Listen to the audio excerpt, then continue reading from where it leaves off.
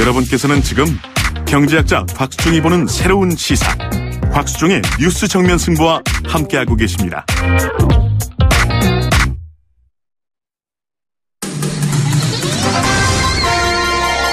정면 스포츠.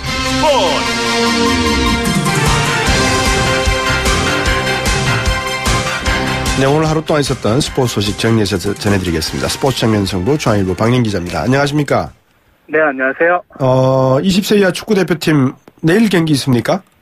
네, 그 20세 이하 축구대표팀이 내일 오후 8시에 천안에서 포르투갈과 20세 이하 월드컵 16강전을 치르고요. 네. 또 A조 2위 우리나라는 C조 2위 포르투갈과 8강행을 다투는데, 네. 사실 우리나라가 포르투갈의 역대 전적이 3무 4패로 승리가 없는데요. 예. 38년 만에 그 첫 승에 도전합니다. 네. 가능할까요? 네, 사실 포르투갈이 이번 이 대회에 두 차례 우승을 차지한 강호인데요. 예. 또 우리나라가 워낙 또 팀 분위기가 좋다 보니까 네. 홈에서 열리는 경기고요. 예. 그래서 또 승리를 또 기대해봐도 좋을 것 같습니다. 지번에 2002년도 월드컵 때 포르투갈하고 8강전에서 페널티킥 실축한 끝에 우리가 이겼습니까? 네, 우리나라가 한일 월드컵 때 조별리그 3차전에서 예. 포르투갈을 상대했고요. 예. 당시에는 박지성 선수의 골로 1대0 승리를 거뒀는데, 예. 사실 우리나라가 포르투갈과 성인 대표팀 전적도 승리한 게 그게 유일한 경기고요. 예. 그렇게 20세 이하 대표팀에서 성적이 그렇게 좋지 않은데, 예. 또 내일은 또 좋은 성적을 좀 기대해봐도 예. 좋을 것 같습니다. 결국은 이승호, 백승호, 조영욱 이 트리오의 기대를 걸 수밖에 없겠네요. 네, 맞습니다. 바르셀로나 듀오 이승우, 백승호 선수, 그리고 예. 조영욱 선수까지 3톱이 출격을 하고요. 네. 이승우 선수의 드리블, 백승호 선수의 발재간, 조영욱 선수의 상대 뒷공간을 파고드는 움직임에 네. 팬들이 큰 기대를 걸고 있습니다.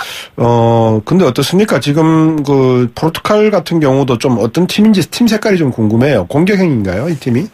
네, 포르투갈은 피파 랭킹이 또 10위 안에 드는 또 유럽의 예. 강호고요. 말씀드린 대로 89년과 91년에 우승을 차지했습니다. 네. 이번 대회에서는 초반에는 다소 부진한데요. 예. 조별리그에서 잠비아에 지고 코스타리카에 비긴 뒤에 또 예. 이란을 꺾고 힘겹게 16강에 진출했습니다. 그렇군요. 이번에는 조 1위를 해서 우리하고 붙는 겁니까? 네, 포르투갈은 C조 2위를 차지해서 예. 우리나라가 2위를 해서 16강에서 맞붙게 됐고요. 예. 네, 24개국이 참가해서 16팀이 16강에 오르기 때문에 이런 예. 대진이 성사됐고요. 예. 만약에 우리나라가 포르투갈을 이길 경우에는 일요일에 예. 우루과이와 사우디 승자와 대전에서 맞붙습니다. 예. 성인 대표팀도 오늘 소집됐습니까? 네, A 대표팀이 다음 달 14일에 카타르와 월드컵 아시아 최종 예선 8차전을 앞두고 예. 오늘 파주에서 소집됐고요. 파주에서도 화제가 20세 이하 대표팀이었는데요. 네. 또 손흥민 선수는 후배들이 자신감 넘치는 모습이 보기 좋다면서 네. 또 헝그리 정신을 갖고 더욱 열심히 뛰어줬으면 좋겠다. 이렇게 예. 조언을 했습니다. 슈틸리케 감독 입장에서 아직까지 이승우나 백승호 선수는 좀 어리다고 봐야 되겠죠, 그죠? 네, 맞습니다. 슈틸리케 감독도 오늘 19살 이승우, 20살 예. 백승호 선수의 A대표팀 발탁 여부에 대한 질문을 받았는데요. 네. 또 아직은 시기상조라고 또 조심스러운 입장을 밝혔습니다. 지금 우리 프로야구는 어떻습니까? 인기가 예전과 비슷하게 지금 상당히 유지되고 있습니까? 좀 못합니까? 네, 사실 올 시즌을 앞두고 월드 베이스볼 클래식에서 다소 부진을 해서 네. 또 인기가 주춤한 거 아니냐 또 이런 우려가 있었는데요. 네. 올 시즌도 어김없이 팬들에게 큰 사랑을 받고 있고 네. 또 내일이면 또 300만 관중을 돌파할 예정이라고 합니다. 예, 두산이 좀 살아날까요? 네, 사실 부산이 지난해 우승팀인데 예. 4월까지는 7위에 그쳤었는데요. 네. 최근에 10경기에서 무려 8승을 쏟아부으면서 예. 3위까지 올라섰습니다. 그렇군요. 많은 팬들이 두산이 좀 살아나기를 바라는 것 같아서 제가 여쭤봤습니다. 오늘 여기까지 듣겠습니다. 감사합니다. 네, 감사합니다. 네, 중앙일보 박민 기자였습니다. 곽수종의 뉴스 정면 승부. 방송 들으시고 의견 있으신 분들은 지금 바로 샵 0945, 샵 0945. 짧은 문자 50원, 긴 문자 100원이 부과되는 휴대전화 문자 메시지를 보내주세요. 오늘 들으신 방송은 YTN 라디오 홈페이지와 곽수종의 뉴스 정면 승부 팟캐스트를 통해 다시 확인할 수 있습니다.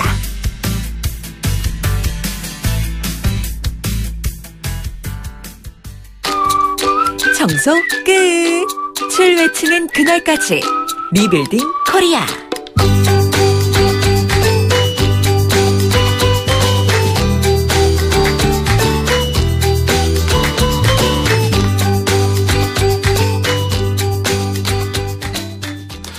네, 리빌딩 코리아.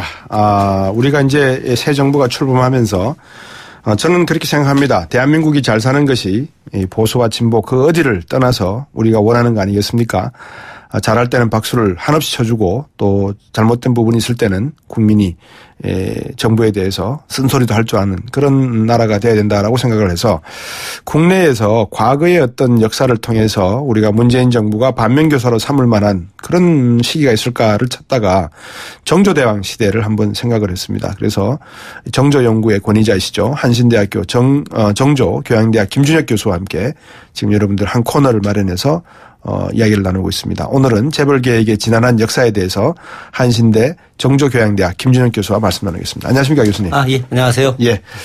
자, 지금 질문 들어가기 전에 이 정조대왕 시대에도 남인, 서인, 북인 이렇게 여러 가지 당파가 있었지 않습니까? 네네.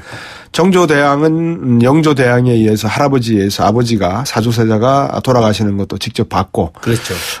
자기도 상당한 목숨의 위협을 받은 사람이고. 그럼요. 그래서 목숨의 위협을 받았죠. 그래서 이제 사람을 쓰는 데 있어서 상당히 좀 조심스럽고 두려웠을 좀 측면이 있었을 것 같아요. 그럼에도 불구하고 어떤 탕평책을 썼는지 지금 문재인 대통령이 인사청문회를 가져가는 과정에서 보여주고 있는 것과 한번 비교해서 말씀을 해 주신다면 어떤 말씀을 주실까요? 글쎄 지난주에 그 탕평책 이야기는 좀 했지만 최근에 그 이낙연 국무총리 인준과 관련해서 굉장히 좀 문제가 좀 있지 않았었습니까?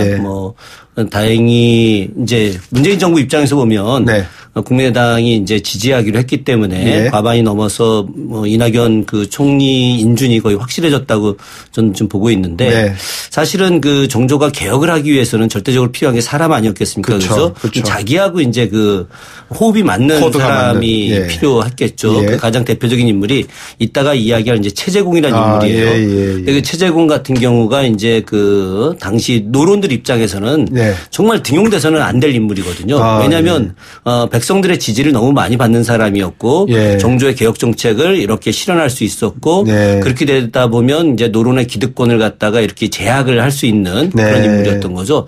그래서 그 최재공을 우의정으로 특채를 하는 과정에서 굉장히 많은 반발이 있었는데 정조는 그 인사 정책이 원칙적인 그 인사 정책이 있고 약간의 그 융통성을 가진 인사 정책이 있거든요. 그걸 이제 정조의 표현에 의하면은 이제 왕도와 권도 이렇게 이제 나누고 있거든요. 왕도라고 하는 것이 굉장히 원칙적인 것이라고 한다면 권도라고 하는 것은 때로는 이제 융통성 있게 그리고 국왕의 어떤 그 의지를 갖다가 결단력 있게 보여주는 모습들 이런 게 이제 나타나는 것들인데 최재공의 어떤 그 우의정 임명 같은 경우는 약간 권도를 이제 쓴 거죠. 그래서 당시에 이제 최재공의 인사에 대해서 반대하는 세력들을 누르기 위해서 한편으로는 이제 그 최재공을 보호한다는 측면에서 이제 군대도 좀 상당히 많이 보내고 또 한편으로는 이제 그 국왕이 행차했을 때 사용되는 취타대를 보내고 많은 백성들이 그의 행렬을 갖다 참여하게 하는 것들이죠. 결국은 이제 백성들의 지지를 절대적으로 받는 사람이다라고 하는 명분을 내세웠기 때문에 노론들 입장에서도 그 등용에 대해서 반대가 굉장히 어려웠던 거죠. 그러니까 정조는 이제 그 어려운 난국을 돌파할 때 자기의 어떤 정치적 힘이 좀 부족하다라고 판단이 되게 되면 철저하게 백성들의 지지를 등에 업는 정책 이런 걸 굉장히 효과적으로 썼던 국왕이었죠. 그 말씀을 듣고 보니까 최재공이라는 사람이 어떤 사람이었길래 그런 백성들로부터 절대적인 지지를 받을 수 있었는지도 궁금해지고요. 한번 본격적으로 정조시대의 이야기를 좀 해볼까 합니다. 지난 시간에도 이야기를 했지만 정조대왕 그러면 일단은 유기전이라든지 여러 가지 개혁정책, 시장정책을 전향적으로 펼쳤던 분 같은데 어떤 경제개혁정책을 예를 들 수 있을까요? 사실은 그 교수님이 이제 경제학자이시기 때문에 제가 경제학과 관련해서는 잘 모르는데 정조 때 개혁 정책의 가장 대표적인 것을 우리가 이제 신의 통공이다 이렇게 이야기하는데 신의 통공이라고 하는 말은 이제 아주 간단하게 이야기하자면 1791년이 신해년이었거든요. 신해년에 그 공자가 이제 모두 함께 그러니까 통이라고 하는 건 통한다라고 하는 말이죠. 예. 함께 모두 장사를 할 수 있다라고 하는 이제 정책인 거예요. 그 예. 이전까지는 크게 예. 이제 육주 비전 혹은 유구이전이라고 이야기하는 예. 대표적인 시전 상인과 예. 더불어서 국가의 어떤 그 세금을 갖다가 이렇게 납품하는 네. 그런 이제 시전 상인들 합쳐져서 이제 크게 시전 상인이라고 일컬어지는데 예. 이 시전 상인들이 정부로부터 금난전권이라고 하는 예. 난전을 금하는 권리를 갖고서 예. 독점권을 행사하고 있었거든요. 예. 그래서 이들이 모든 그 가격을 갖다가 자기들이 막 조정을 하는 거예요. 그러니까 뭐 백성들 입장에서는 이들이 가격을 폭등시키면 꼼짝도 못하는 거 아니겠습니까? 네. 거기에 더해서 18세기 후반이 되게 되면은 자연스럽게 이제 상품 화폐 경제가 발전하면서 예. 이 생산량이 늘어나요. 예. 늘어나다 보니까 자연스럽게 그걸 가지고서 장사를 하려고 하는 사람들이 많이 늘어날 거 아니겠습니까? 예. 그런데 이 시선상인들이 자신들의 어떤 독점권을 갖고 일반 백성들의 상업행위를 못하게 하는 거예요. 네. 소위 말하는 조직폭력배 동원해 갖고 다 때려 부시고 뭐 두드려 패고 뭐 이러는 거죠. 그러면서도 자기들은 합법적인 권리를 갖고 있다 이야기하는 거죠. 이게 말도 안 되는 거죠. 백성들 전체가 기회 균등의 어떤 형식 입장에서 고루 발전을 해야 되는데 일부 소수의 독점권 갖고 있는 사람들이 한다는 게 말이 안 되는 거 아니겠습니까? 그래서 그런 부분에 대해서 정조와 체제공 중심으로 해서 시전 상인들이 갖고 있는 독점권을 혁파하고 모든 백성들이 자유롭게 장사를 할 수 있는 그런 통공 정책을 마련한 것. 바로 이것이 정조 시대 그 개혁 정책의 가장 대표적이었던 거죠. 그 말씀을 좀 듣고 보니까 지금 문재인 대통령이 추진하려고 하는 개혁, 재벌 개혁이라고 하는 건데요. 문재인 대통령보다도 이제 그 참모분들이 보좌관분들이 아마 경제 개혁 쪽으로 관심 있어 하는데 결국은 골목 상권, 재벌 기업들이 골목 상권에 들어가서 빵집이나 뭐 심지어 작은 먹거리도 대기업이 다 장악하려고 하는 이런 상황을 놓고 정조 입장에서는 이 유기전 같은 이 재벌 대기업들의 횡포를 금난 정권을 그냥 뭐라 그럴까요? 혁파해버린 거 아니겠습니까? 그렇죠. 그거는 왕권 시대에는 가능했을 거라고 생각이 돼요. 그런데 그게 그렇지는 않아요. 그렇습니까? 왜 그렇지 않냐면은 기본적으로 이게 그 조선시대에서 제일 핵심이라고 하는 것은 이제 조정성언이라고 해서 역대 국왕의 말씀과 역대 국왕의 정책을 계승하는 것들이 그 무엇보다 중요하거든요. 당시 그 김문순을 대표로 하는 노론 세력들 입장에서는 당시에도 이 정경유착이 굉장히 심했거든요. 그렇겠죠. 그래서 끊임없이 정조한테 했던 이야기가 역대 국왕들이 계속 해왔던 정책 아니냐. 왜 지금 전하가 역대 국왕들이 해왔던 정책에 대해서 반대를 하고 이걸 없애려고 하느냐. 이렇게 문제 제기를 하는 거죠. 그렇기 때문에 정조 입장에서는 그 이전에 즉 조선 건국이 1392년인데 399년 만에 하는 개혁이었던 거예요. 그러니까 이거는 뭐 상상할 수도 없을 만큼 힘들었던 개혁 정책이었는데 그런 걸 이제 과감하게 풀어내는 거죠. 많은 분들이 이제 경제학에서 슌페터의 창조 경제, 창조적 파괴라는 이야기를 합니다. 간단하게 설명을 드리면 경제가 발전하는 것과 경제가 성장하는 것은 차이가 있습니다. 성장이라고 하는 것은 발전을 하고 난 다음에 그 발전된 상황을 지속시키는 걸 성장이라고 그러고요. 이 지속된 성장을 또다시 다른 단계로 업그레이드 시키는 것을 발전이라고 그러거든요. 그럼 336년 동안에 이어져 오던 그 성장의 체제를 정조가 들어서 발전시키고자 체제를 파괴시키는 거 아니겠습니까? 그렇죠. 이게 이제 창조적 파괴라고 하는 거거든요. 슌페터가 말하는. 그러면 거기에 체제공이 말씀하셨던 통공정책을 추진하면서 엄청난 주변 노론들로부터 비판과 질투의 대상이 되었을 수밖에 없겠네요. 뭐 당연히 그럴 수밖에 없었겠죠. 앞서도 말씀드렸지만 지금도 재벌하고 정치권이 정경유착이 돼 있는데 과거라고 안 그랬겠습니까? 정치의 어떤 모습들은 거의 동일하거든요. 돈 싫어하는 사람 없잖아요. 그렇기 때문에 당시 그 노론들 기득권 입장에서는 시전 상인들이 주는 상당한 뇌물이 자신들의 어떤 그 정치에 있어서 자금줄이 됐기 때문에 이들이 갖고 있는 그 이 정경유착의 끈을 갖다가 체제공이 혁파하려고 하니까 이건 뭐 절대 용납될 수 없는 거죠. 그렇기 때문에 이들이 했던 이제 하수 방식은 당시에 이제 조폭들 동원하는 거예요. 그 당시도 조폭이 있었군요. 그럼요. 1년 가까이 이 당시 조폭들이 체제공 집 앞에서 온갖 소리를 지르고 체제공 집안 사람들 다 때려 죽이겠다 이야기하고 체제공이 출퇴근하는데 졸졸졸 쫓아다니면서 소리 지르고 이런 일들을 하는 거죠. 이거 그 배짱이 어지간히 없어서는 말이죠. 예. 감당하기 힘든 겁니다. 예. 그래서 당시에 이제 최재공 그 여러 기록들을 보게 되면 네. 5척 단구 이렇게 나와요. 최재공 선생이 이렇게 큰 키가 아니거든요. 예. 그럼에도 불구하고 아주 굉장히 담대한 예. 이런 그 마음을 갖고 있었기 때문에 그 사람들의 어떤 그 공격들을 갖다가 다 막아낼 수 있었고 네. 또 이제 정치적으로 노론들이 끊임없이 이 신해통공에 대해서 이제 반대 여론을 조정해도 네. 어쨌든 그 최재공은 기회균등이라고 하는 측면, 예. 백성들 모두가 공동으로다가 누려야 될 권리들이다 이것이. 네. 이 권리를 갖다가 소수가 독점해서는 안 된다라고 하는 이런 명분론을 갖다가 아주 세게 이야기했고 그런 것들이 이제 백성들의 절대적 지지를 받을 수밖에 없지 않습니까? 그렇죠. 네네네. 결국은 뭐 전근대 사회라 하더라도 백성들의 지지가 있다고 한다면 예. 그 정책이 반대 세력이 굉장히 많아도 예. 밀어붙일 수가 있었던 거예요. 예. 저는 그런 측면에서 예. 지금 문재인 정부가 하려고 하는 이제 이 경제개혁 정책들 예. 예. 이런 부분들도 전 반대가 굉장히 많을 거라고 봅니다. 예. 저는 지금 글쎄 방송에서 이렇게 이야기하는 게 마땅할지 모르겠지만 네. 그 김상조 공정거래위원장 내정자에 대해서 네. 뭐 위장 취업이다 뭐 다 막 이야기하면서 네. 분명히 낙마시키려고 엄청 노력을 할 거예요. 예. 왜 그러냐? 예. 이분이 공정거래위원장으로 있는 동안에 네. 자신들한테는 상당히 불리한 정책이 예. 나올 수밖에 없을 것이다라고 확신을 하기 때문인 거죠. 네. 근데 이런 부분들이 바로 최재공한테 끊임없이 살해 위협을 강화하고 예. 그리고 온갖 힘들게 만드는 그런 모습들하고 예. 비슷하거든요. 예, 예. 그러나 끝까지 백성들의 힘을 믿고 버티게 되면 이길 수 있겠다. 네. 뭐 그런 생각을 이제 해보는 거죠. 예. 한 역사를 바꾼다는 것은 쉬운 일은 분명히 아닌 것 같습니다. 물론 뭐 최재공과 김상주 교수를 비교하는 건 아니고요. 그만큼 이 기득권자들의 반대, 그다음에 재벌 권력, 경제 권력의 힘이 너무나 세졌기 때문에 그것을 혁파하는 데가 쉽지 않다는 그런 말씀인 것 같은데 어떻게 보십니까? 지금 조선시대가 왕의 권한이 센 시기였습니까? 아니면 왕을 핑계로 신하들이 향유를 했던 기쁨과 모든 돈을 향유했던 시기입니까? 어떻게 봐야 됩니까?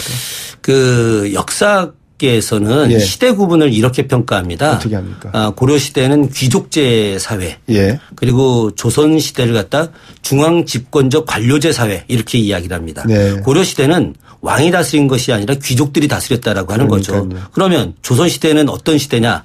관료제 사회라는 거예요. 네. 중앙 집권적 왕이 집권해서 뭘 하는 것 같지만 예. 실제로는 관료 사회라는 거거든요. 예. 그렇기 때문에 왕의 권한이 굉장히 클 것 같지만 네. 실제 그렇게 크지 않아요. 그러니까요. 왕은 신료들에 의해서 굉장히 많이 휘둘리는 거죠. 예. 하다못해 정조 때도 정조가 왕으로서 권한을 엄청나게 했을 것 같으냐? 그렇지 예. 않아요. 예. 정조 시대 핵심은 군신공치입니다. 예. 임금과 신하가 함께 정치를 하는 정조 늘 군신공치를 표방하고 네. 그 속에서 신료들의 이야기를 듣고 예. 그 신료들의 이야기에 이렇게 자신의 의견을 맞추어서 이제 정책을 펴나가죠. 예. 그런 측면에서 당시 그 관료들의 입김이라고 하는 것은 뭐 굉장히 셌고 오히려 지금 대통령의 권한이 더 세지 않을까 저는 개인적으로 그렇게 생각합니다.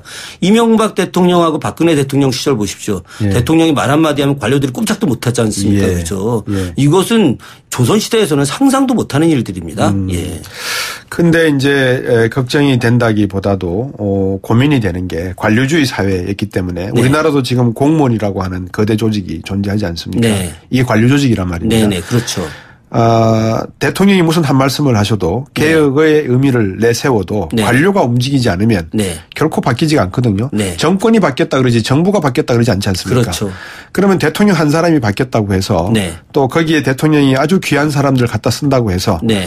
이미 경제 권력에 의해서 뇌물을 받고 부정과 부패에 뭐라 그럴까요? 습관화가 된 관료주의자들이 예, 예.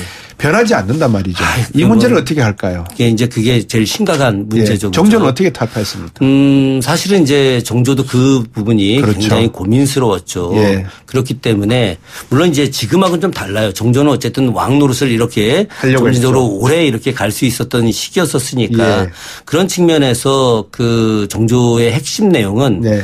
결국은 이제 인재 양성에 주안점을 두었거든요. 네. 지금 단기간 내에 그 개혁을 하기는 굉장히 어렵다고 판단을 했고 예. 그래서 집권하자마자 네. 왕이 되자마자 규장각 바로 만든 거 아닙니까? 그렇죠. 그것이 바로 정조가 장차 개혁을 하기 위한 인재 육성 프로젝트였고 네. 그 인재들이 관료사회 곳곳에 들어가는 거죠. 예. 관료사회 곳곳에 들어가고 거기에 더해서 서울들 이렇게 등용을 시키지 않습니까? 예. 그렇죠. 예. 그러니까 그 서울들을 통해서 또 다른 이제 관료 체제를 개혁을 하는 거예요. 예. 결국은 지금 이제 그 문재인 대통령이나 아니면 그 문재인 대통령과 뜻을 함께 하고자 하는 내각들이 네. 아무리 뭘 하려고 해도 관료 사회가 움직이지 않으면 그러니까요. 어떻게 되겠습니까? 그건 예. 이제 제가 봐서는 심각한 문제인데 예. 거기에 맞게 관료들을 이해하고 예. 그러면서도 관료들을 끌어나갈 수 있는 바깥에 있었던 관료의 경험이 있을 수도 있고 없을 수도 있겠지만 예. 그것을 이뤄나갈 수 있는 인재들이 굉장히 많아요. 예. 실제로는 굉장히 많은 인재들이 존재하는데 예. 그 인재들을 찾아낼 능력이 있느냐 없느냐가 핵심이거든요. 그렇겠죠. 그 서해 유성룡 선생이 징비록에 그런 이야기 씁니다. 네. 이순신만한 인물이 네. 왜 다른 시대에도 없었겠느냐. 그렇겠죠. 그러나 우리가 이순신을 발견한 것들 즉 국가를 위기에서 극복하는 것은 인재를 발견할 수 있는 그런 능력들이 핵심이라고 하는 것이거든요. 네. 지금도 도처에 인재들은 존재하는 것이고 네. 그 인재들을 이 권력 나눠먹기 이런 것들이 아니라 촛불혁명으로 이루어진 시민혁명으로 이루어진 것이기 때문에 바로 그 시민혁명을 이루게 만들었던 그런 굉장히 중요한 능력 있는 인재들을 갖다 찾아내서 그들을 관료사회에 같이 놓고 융화시키면서 이 체제를 변화시켜 나간다고 한다면은 정조 때처럼 그러면은 저는 문재인 정부가 성공할 수 있다고 생각을 합니다. 예. 사람을 찾고 사람을 적재적소에 배분한다는 것이 결국 정조대왕의 성공의 하나의 방편이었다면 사실 이게 좀 중장기적으로 운영이 됐다 그러면 조선이 조금 더 개화도 하고 긍정적인 변화를 가져왔을 건데 좀 실패로 갔다는 게 조금 안타까운 점이 없지 않아 있습니다. 그죠? 그게 이제 그 정조시대 연구에서 제일 이제 안타까운 부분인데 그렇죠. 정조가 이제 사실은 그 시스템에 대한 완전한 정착을 하려고 했죠. 네. 본인이 그렇게 죽을 거라고 생각을 못 했죠. 기득권 세력들의 반발이 너무 컸던 것 같아요. 그래서 정조는 어쨌든 그 시스템에 대한 적극적인 안착을 하기 위해서 본인이 이제 오해연교라고 하는 그런 그 개혁 정책에 대한 자신의 의견을 냈는데 그거 내고 나서 28일 만에 돌아가시는 바람에 그래서 어쨌든 그것이 완전한 성공을 이루지 못했던 거죠. 제일 핵심은 시스템 정착입니다. 이것이. 앞으로 계속해서 우리 김준혁 교수님과 함께 정조의 시스템 정착에 대해서도 한 말씀 나눠보겠습니다. 오늘 말씀 여기까지 드려야 되겠습니다. 감사합니다. 예, 고맙습니다. 한신대학교 정조교양대학 김준혁 교수였습니다. 네, 제가 오늘 감기가 들어서 좀 소리가 좀 그랬습니다. 죄송합니다. 팟캐스트에서 곽수정이라고 검색하시면 방송 찾으실 수 있습니다. 인터뷰는 홈페이지와 포털 사이트 검색을 통해서 확인 가능하십니다. 우리가 좌와 우 또 보수와 진보 이런 프레임에 갇히지 말고 대한민국이라는 그리고 또 사람이라는 그런 좀 더 큰 비전에 관심을 가지고 대한민국을 봤으면 하는 생각입니다.